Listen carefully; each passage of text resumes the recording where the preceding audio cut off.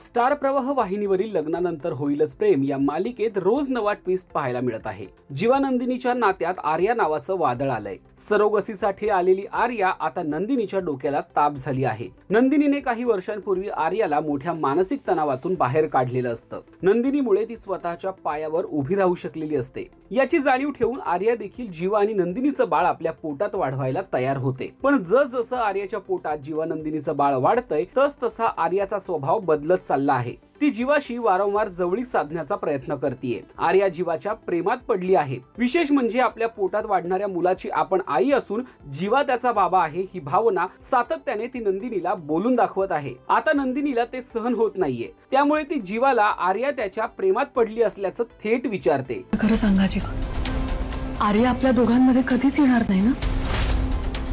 म्हणजे कसं सांगू मी तुम्हाला?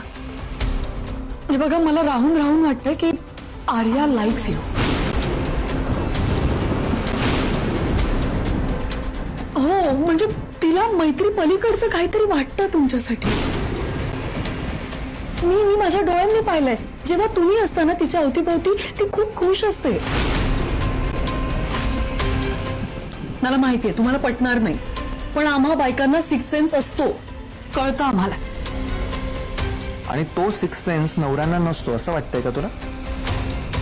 हे बघ, तुझं म्हणणं ऐकलंय मी. आता प्लीज माझी स्टोरी ऐक. जो प्रश्न तुला पडलाय ना, तो मलाही पडला होता. आणि म्हणूनच त्याचं उत्तर घेण्यासाठी मी घरी येण्याआधी आर्याकडे गेलो होतो. हो. तुम्ही जवळ असला की आर्या खुश असते. ती तुमच्या प्रेमात आहे असं नंदिनी जीवाला सांगते. त्यावर जीवा देखील हे मान्य करतो. मलाही ते जाणवलं आहे. त्यामुळे याचं उत्तर मागायला मी आर्याकडे गेलो होतो असं जीवा नंदिनीला सांगतो. आता आर्या आणि जीवामध्ये नेमकं काय बोलणं झालं असेल? आपलं नातं धोक्यात तर येणार नाही ना, याची नंदिनीला भीती वाटत आहे. आता नंदिनी आर्याला जीवापासून दूर ठेवण्यासाठी नेमकं काय करणार हे बघणं महत्वाचं ठरतंय. तुम्हाला हा ट्विस्ट कसा वाटला ते कमेंट करून नक्की सांगा. आणि मराठी मालिका विश्वातील ताज्या अपडेट, बातम्या आणि गॉसिपसाठी सबस्क्राईब करायला विसरू नका. फक्त राजश्री मराठी शोबज.